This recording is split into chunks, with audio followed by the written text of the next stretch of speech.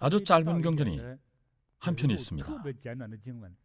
불교에서 두 번째로 짧은 경전인데 반야심경입니다. 반야심경에서 오온치성을 다룬 부분이 있는데 여러분께 읽어드리겠습니다. 반야심경은 보리본문 경전에도 수록돼 있습니다.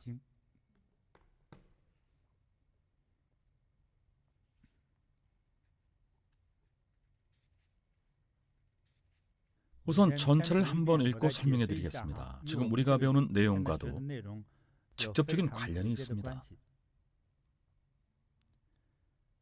관자재보살, 행심반야 바라밀다시, 조견 오온계공, 도일체고액, 사례자, 색불이공, 공불이색, 색즉시공, 공즉시색, 수상행식, 역부여시,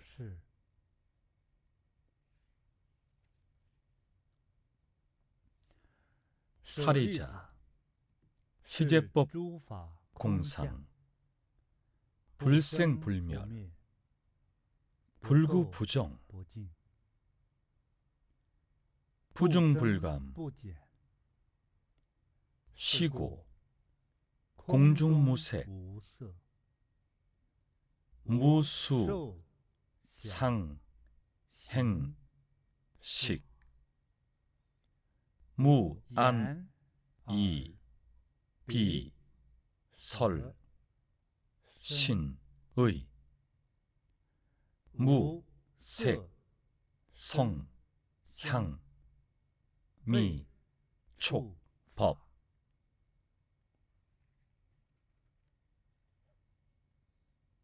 무한계, 내지, 무의식계, 무무명, 역무무명진, 내지 무노사, 영무노사진,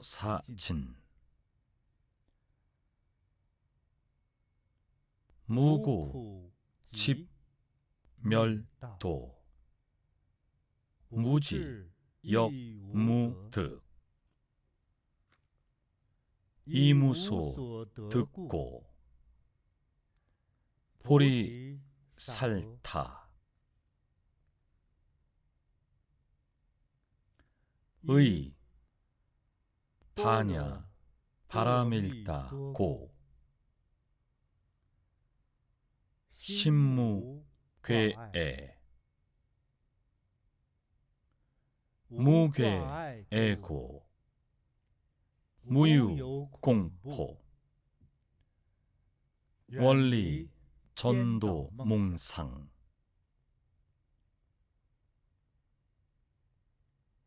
구경, 열반,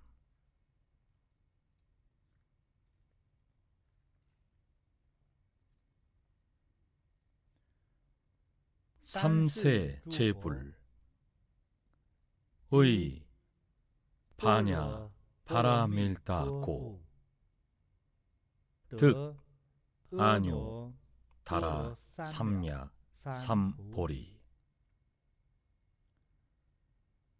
고지, 반야, 바라밀다, 시대, 신주, 시대, 명주, 시무, 상주, 시무, 등등주,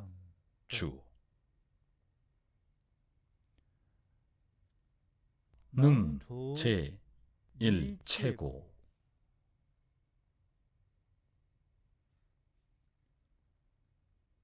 진실, 불허,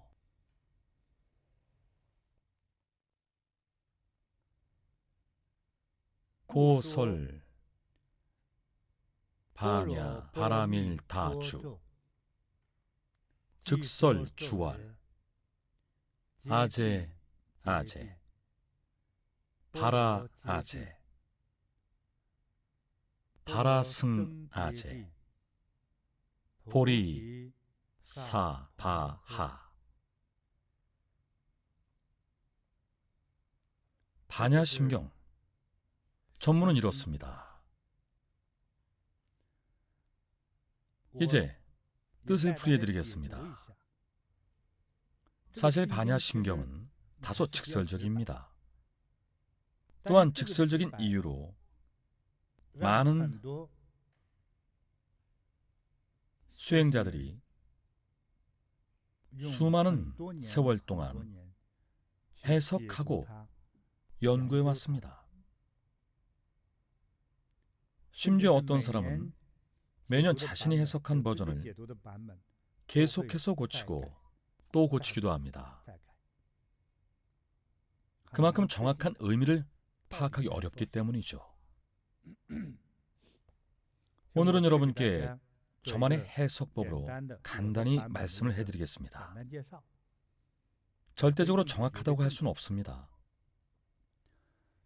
먼저 첫 번째는 관자재 보살입니다.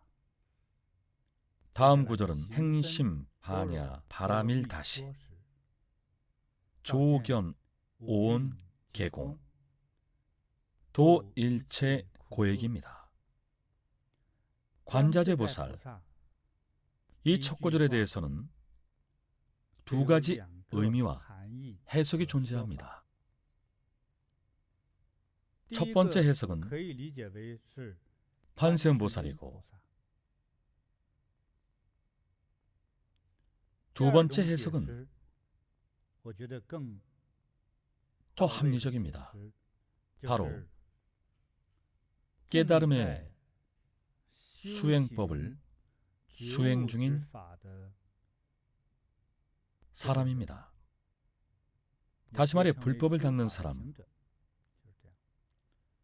즉 수행자를 뜻합니다. 좀 더 깊이 들어가면 관자재에서 관은 관조하다는 뜻입니다. 관조하다.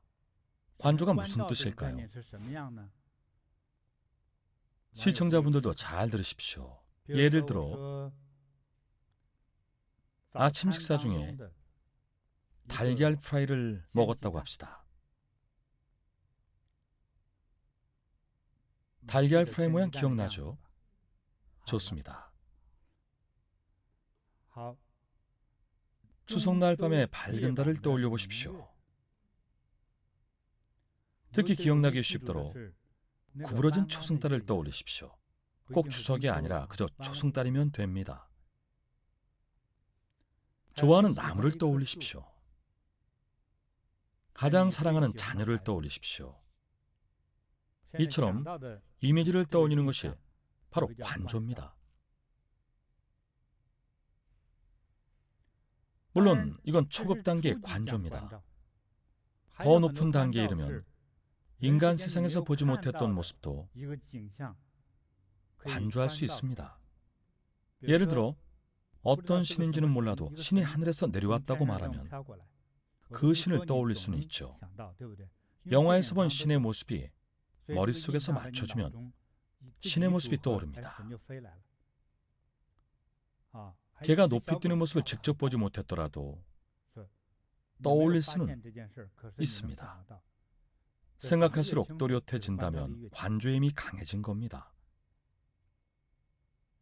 관조의 방법과 능력에 대해서는 더 깊이 설명할 것이 많지만 오늘은 여기까지 설명하겠습니다. 관자재 보살을 수행을 관조하는 수행자로 해석할 수 있습니다. 보살은 존경을 담은 호칭이죠. 관자재 보살 1. 관세음 보살 2. 불법을 닦는 수행자. 관뒤의 자제가 가장 중요합니다. 마음이 긴장되면 자제롭지 못합니다. 망상과 탐욕이 일어날 때도 마찬가지죠. 여자가 멋진 남자를 찾고 남자가 예쁜 여자를 찾고 음식점 사장이 지금의 작은 식당을 대규모 상장 기업으로 키우겠다는 이런 망상을 하고 있을 때는 자제롭지 않습니다. 이러한 망상과 탐욕은 사람을 자극시키고 분노하게 하고 긴장하게 만들고 잡념을 떠올리게 합니다. 잡다한 생각이 일어나면 자제로움을 잃습니다. 자제로움의 전제 조건은 이완입니다. 몸과 마음이 안팎으로 모두 편안하고 욕심도 없고 집착도 없고 두려움도 없는 그런 상태를 말합니다. 몸 자체가 자제로워야 합니다. 산소통을 메고 숨을 쉬는 상태는 자제로운 상태가 아닙니다. 몸과 마음이 모두 자제로운 것이 진정한 자제로움입니다. 다음 구절은 행심, 반야, 바라밀다, 시입니다. 행이란 행위를 말합니다. 선수행을 하고 있거나 선수행에 들어섰거나 무언가를 하는 것, 그 자체가 바로 행입니다. 무엇을 행할까요? 극히 깊은 반야, 바라밀다를 행하는 겁니다. 이 구절은 분리해서 읽어야 합니다. 먼저 행심에서 심은 깊은 정도를 뜻합니다. 무엇이 깊을까요? 반야가 깊습니다. 반야는 무슨 뜻일까요? 청정한 지혜를 뜻합니다. 어떤 지혜일까요? 청정한 지혜입니다. 기억하십시오. 이 청정한 지혜는 오온치성과 서로 대치되고 반대됩니다. 예전에 말씀드렸듯이 문수보살님의 도량과 환경을 청량계라고 합니다. 청량해져야만 일깨울 수 있습니다. 따뜻한 세상은 사람을 나른하게 만들 뿐입니다. 내면이 청량한 상태, 청량계입니다. 따라서 냉정한 눈으로 세상을 바라봐야만 합니다. 사랑이 없는 눈빛이 아니라 차분한 눈으로 세상을 바라봐야만 공정하고 합리적으로 세상을 두루 살필 수 있습니다. 반야는 청정한 지혜로 해석할 수 있습니다. 진정으로 청정해지면 자연스레 지혜가 생겨납니다. 지혜는 형체가 없습니다. 겉으로 드러나지 않습니다. 어떤 일이 닥쳐야 드러납니다. 아무 일도 일어나지 않으면 청정한 지혜도 생기지 않습니다. 청정한 지혜는 어떤 모습일까요? 형상이 없습니다. 공과 같이 형상이 없습니다. 바라밀다에서 바라밀은 방법이나 법칙을 의미합니다. 시는 무언가를 하고 있는 때를 의미합니다. 이 구절을 붙여서 함께 해석하면 이처럼 깊고 심오하며 청정하고 지혜로운 방법을 행하고 있을 때 또는 청정한 상태에 있을 때를 의미합니다. 수행 중이거나 아닐 수도 있죠. 불법만 듣고 깨달음을 얻었다면 수행할 필요가 없겠죠. 제 수업을 듣고 깨달음을 얻었다면 수행 없이 깨달음을 얻은 셈입니다. 육조예능도 어떤 법사의 금강경을 듣고 깨달음을 얻지 않았습니까? 그 깨달음은 오조의 가르침을 얻은 것이 아닙니다. 육조예능은 고향에서 금강경을 듣고 깨우쳤습니다. 즉 행심 반야 바라밀다시란 청정한 방법을 행하는 이러한 상태에 있을 때 조견, 오온, 개공, 도일체 고액을 합니다. 여기서 조견과 오온, 개공은 다들 잘 아실 겁니다. 조견, 오온, 개공 총 3개의 단어로 이루어져 있습니다. 조견이란 선정에 들었을 때 또는 좌선을 할 때 관상하는 것이 곧 조견입니다. 관상 혹은 관상을 하지 않더라도 이런 상태에서 바라보는 것도 조견입니다. 좌선과 수행을 거치지 않고도 온 계공의 이치를 이해했을 때 조견이라는 단어를 내 생각에 내가 이해하기로는 이렇게 해석할 수 있습니다. 조견은 빛을 조와 볼견이라는 동사로 해석하지 않습니다. 내가 이해하기로는 혹은 내가 생각하기의 뜻입니다. 내가 생각하기에서 나는 관자재보살을 뜻합니다. 관자재보살은 지금 돌을 닦는 수행자를 가리킵니다. 돌을 닦는 사람은 깊고 깊은 청정한 지혜를 행하면서 오온이 공임을 이해했다는 뜻입니다. 즉 오온의 근본이 공이라는 것을 이해한 거죠. 게다가 오온이 공임을 이해한 후에는 오온은 본디 공이고 허무하다는 것을 이해했기 때문에 모든 고, 즉 고통과 재난을 해소하고 극복하게 됩니다. 고에게서 액은 애군이 닥쳤다는 의미입니다. 가장 커다란 인과를 뜻합니다. 액은 재난이고 고는 고통입니다. 고통이 반드시 재난을 뜻하지는 않습니다. 잠시 마음이 아프다고 꼭 재난은 아닙니다. 고통스러울 수는 있겠죠. 이 구절에서 액은 재난을 뜻합니다. 오온이 본래 공이라는 것을 이해하면 모든 고통과 재난을 이미 뛰어넘었고 이미 해탈한 것이나 마찬가지입니다. 대체로 이렇게 해석합니다. 관자재 보살, 불법을 닦는 수행자가 행심 반야 바라밀 다시 아주 깊은 청정한 지혜를 펼치면 조견 오온 계공, 오온이 모두 공임을 이해하고 도일체 고액, 모든 고통과 재난을 해탈한다. 다음 구절을 봅시다. 다음 구절은 조금 바뀝니다. 사리자라는 말이 나오는데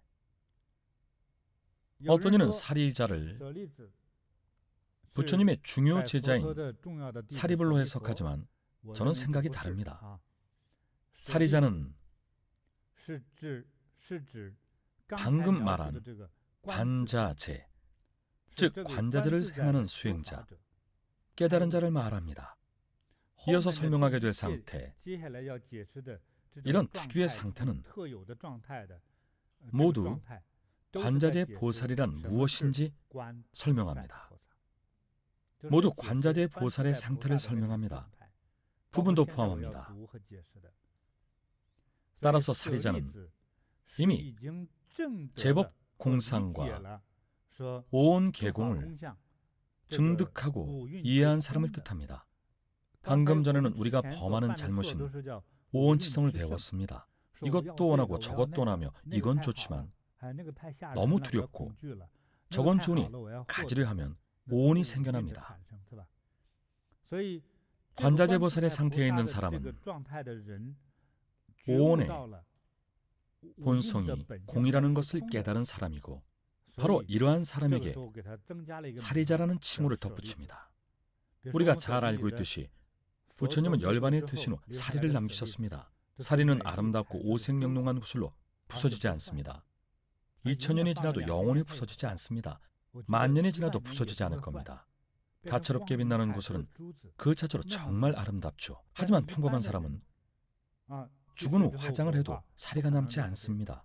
청정한 수행을 통해 상당한 경지에 이른 사람 중 생명의 본질적인 변화가 나타난 일부 사람에게만 사리가 생기죠. 깨달은 사람 중에서도 모든 사람이 아닌 일부에게만 나타납니다. 그 사람의 인연에 따라 그를 믿는 사람들과 제자들에게 전해져 그들에게 위안을 주는 물건을 남깁니다. 그것이 바로 사리입니다. 사리 자체에 대한 부처님의 해석은 이렇습니다. 사리는 부서지지 않습니다. 어딘가에서 생성은 되지만 부서지지 않고 소멸하지도 않습니다. 매우 특수한 상태의 물질이죠. 오온은 본래 공이라는 이치를 이해하고 자신이 얻는 결과 역시 공이라는 이치를 이해하면 깨달음을 얻을 수 있습니다. 이러한 깨달음을 얻은 사람을 사리자라고 부릅니다. 그 다음은 또 어떻게 해석될까요? 사리자, 색불이공, 공불이색. 색은 존재하는 것, 발생하는 것, 보이는 것, 만져지는 것입니다. 공은 다들 알다시피 무, 즉 없다는 뜻입니다. 색불이공을 설명하면 이러한 존재하며 있는 상태, 특히 오온의 상태를 추구하는 과정에서 생기는 아름다움 또는 두려움은 본디 공과 같습니다. 그것은 원래 공과 같습니다. 공과 다를 바가 없습니다. 그래서 색불이공입니다. 공불이색은 바로 앞에 색불이공을 부연하는 말입니다. 있음은 결국 없음과 같다는 것을 뜻합니다. 그리고 더 깊은 설명이 이어집니다. 색 즉 시공, 공 즉 시색. 이 개념을 더 깊게 설명하고 있죠. 색 즉 시공입니다. 색불이공이 아닌 색 즉 시공입니다. 본래 있음인 것이 시간과 공간을 압축하면 없음과 같아집니다. 공즉시색은 본래 없음인 것이 시간이 지나 있음으로 변합니다. 있음의 최종 결과가 결국 공이 됩니다. 한 가지 개념을 설명하겠습니다. 저를 예로 들어보죠. 저 진프티는 지금 50대입니다. 그렇다면 저는 60년 전 어디에 있었을까요? 그 당시 저는 공이었습니다. 빈 껍데기는 있었을까요? 그것조차 없었습니다. 머리털도 없었고 생각, 심자, 눈동자, 의식, 심지어 영혼도 없었습니다. 아무것도 없는 공의 상태였죠.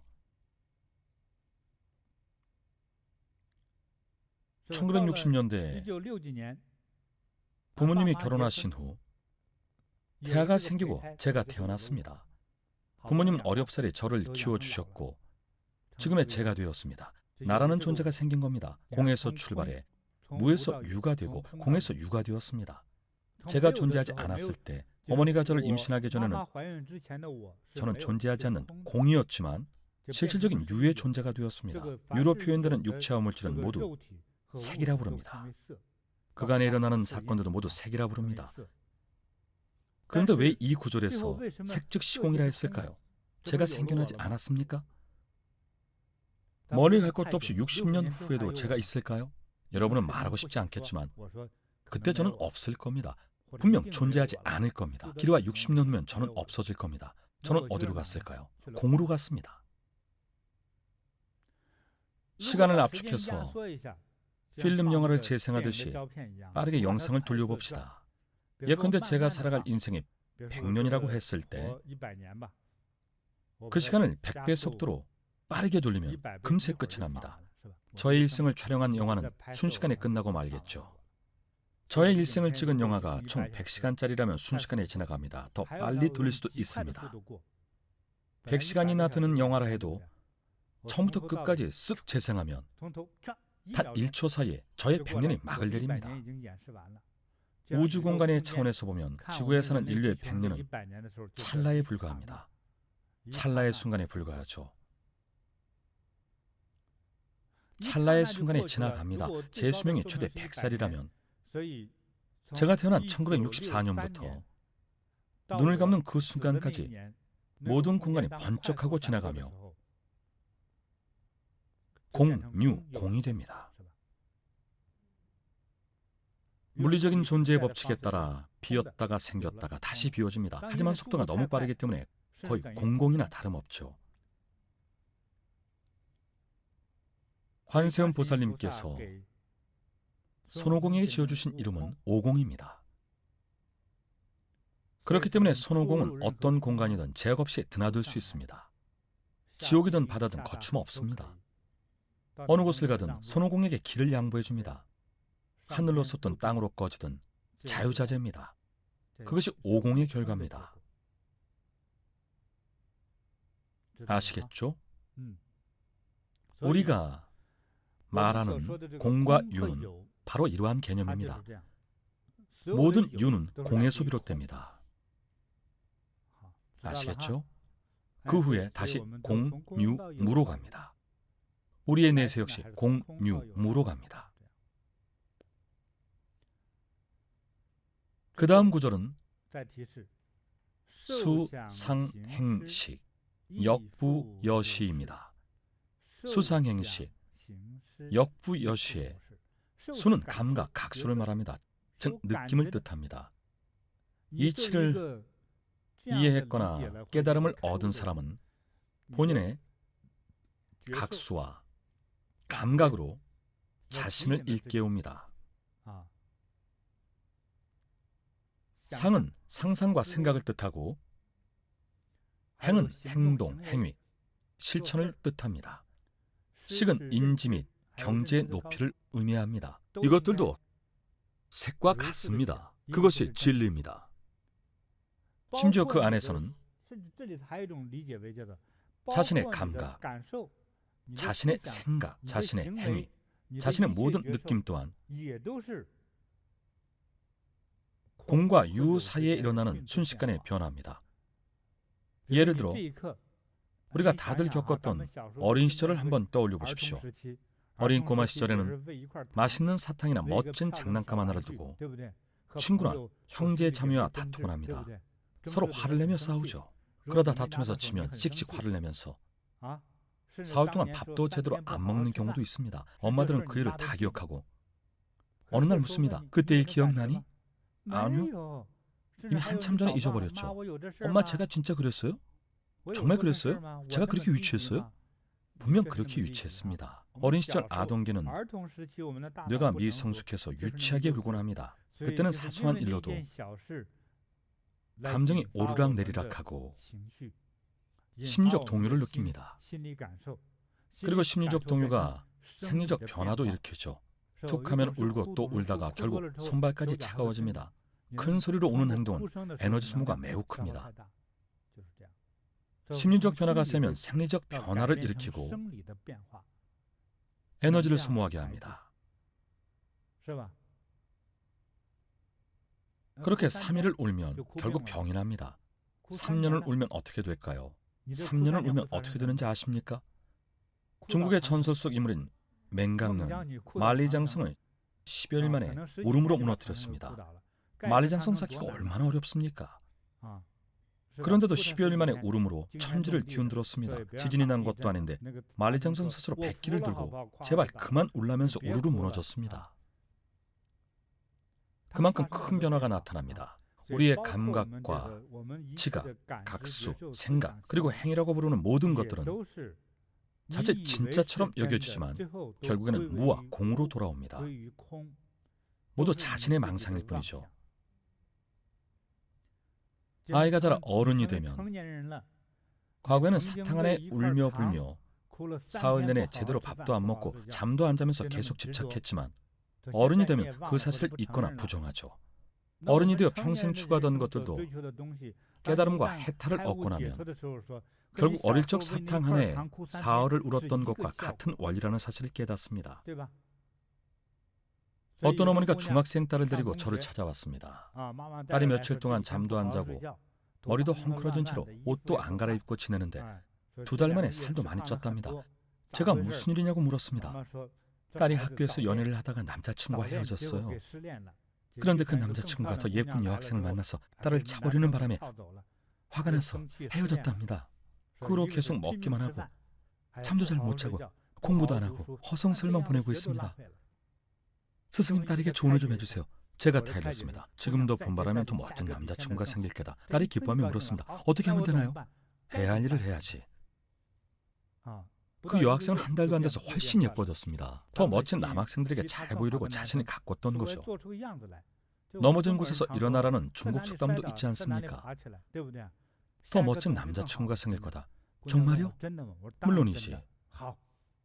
그럼 밥도 잘 먹고 잠도 잘 자고 공부도 더 열심히 해야겠네요. 당연하지. 네가 공부도 못하고 바보 취급을 당한다면 누가 널 좋아하겠니?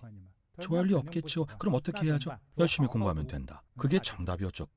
그 여학생은 지금 대학에 다니고 있습니다. 이처럼 우리가 생각하는 것들은 대부분 꿈에 불과합니다. 공과 세계의 개념을 잘 이해해야 합니다. 사리자, 깨달은 사람이여. 색불이공, 공불이색. 색은 공과 다르지 않고 공은 색과 다르지 않다. 색즉 시공, 공즉 시색. 색이 바로 공이고 공이 바로 색이다. 수상행식, 역부여시. 느낌, 생각, 행동, 의식 또한 이와 같다.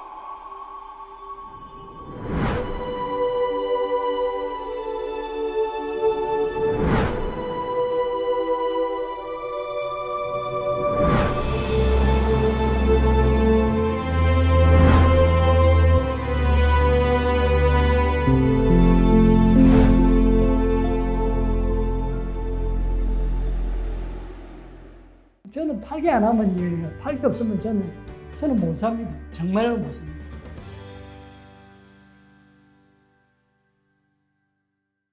부산 동네 사직동에 사는 임정택이라고 합니다.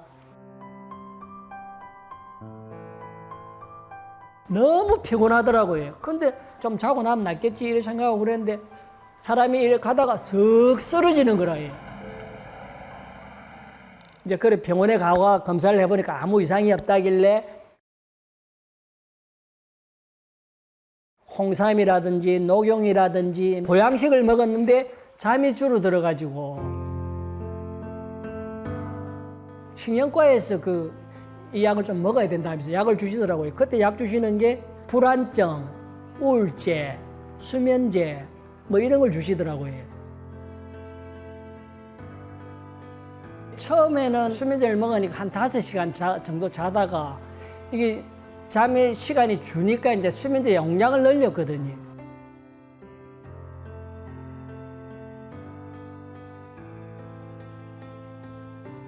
용량을 최고까지 늘렸는데도 하루에 한 2시간에서 한 3시간 정도 이렇게 잤는데 몇 달 동안 지속이 되니까 내 몸이 아닙니다. 이게 몸이 잠을 자야 되는데 잠은 안 들고 눈은 쑥 들어가고 몸은 바삭바삭 말라가고 명치 여기가 손가락만한 게 예, 명치 여기가 막 이렇게 하니까 이걸 견딜 수가 없어요. 몸이 막 덜덜덜덜 떨리면서 차가워요. 귀, 손바닥, 무릎, 발바닥 이쪽은 차갑고 나머지 다 뜨겁고 그때 손끝에 이게 막 벌게 열이 올랐어요. 손마디 끝에. 그리고 합장을 하면은 이게 한 2분을 하기가 힘들었어요. 합장을. 그 정도로 뭐 온몸에 열이 나면서도 안에 혓바닥은 전부 상해가지고 안에 혓바닥에 궤양이 이만큼 파여가지고 음식도 못 먹고 한 8kg 정도 빠졌지. 정말 온몸이 성한 데가 없었습니다. 걷지도 잘 못하거든요. 뭐 제가 할 수 있는 게 아무것도 없으니까 방 한쪽 구석에 이래가지고 한 몇 시간을 쪼그리 갖고 버티고 있는 거래요. 하여튼 너무나 고통스러웠어요. 그래서 이거는 더 이상 살 수가 없다. 견디내지를 못하겠구나 이래가지고 또 눈물이 그래가지고 수면제를 이제 모으기 시작했지. 더 이상은 이제 견디기가 힘드니까. 그런 와중에 이제 팔개 내공을 만나고 2021년 3월 12일부터 제가 팔개를 시작했습니다. 내가 걷지도 못한 내가 저거 1시간을 할 수 있을까 이런 걱정은 했는데 1시간을 쉬지 않고 되더라고요. 그리고 계속 해보니까 한 10일쯤 했는데 잠이 한 30분 늘더라고요. 10일 만에 30분이 늦었네요, 잠이. 예. 안 믿어지시지? 와, 그러면서 잠의 질이 달라지는 거라요. 너무 개운한 잠. 잠을 제대로 자니까 뭔가 약간 에너지가 요만한 게 생기는 것 같더라고요. 한 2, 3개월 일이 됐을 때입니다. 뛴다는 거는 상상도 못 했거든요. 그 당시 정말로. 그런데 뛰니까 이렇게 돌아보니까 돌아지는 거라요. 한 4개월 일에 넘어갔을 겁니다. 아, 그냥 수면제 한번 끊어보자 싶어서 끊었는데 한 4-5시간 자지더라고요. 그러고 낮에 잔다는 건 상상도 못 하거든요. 눕지도 못했는데. 근데 이제는 뭐 낮에도 자고 밤에도 자고 피곤하면 자고 그 잠을 좀 제대로 자니까 이게 막 굴럭굴럭 하는 것도 없어진 줄도 몰랐는데 어느 날 그렇게 사라져 버렸어요. 예, 열도 사라져 버리고 시린 것도 어느 사이에 없어졌는지 없어져 버렸어요. 혓바닥에 궤양은 예, 나았는데 흔적이 이만큼 이렇게 돼가 있어요. 지금도. 정말 그거는 저로서는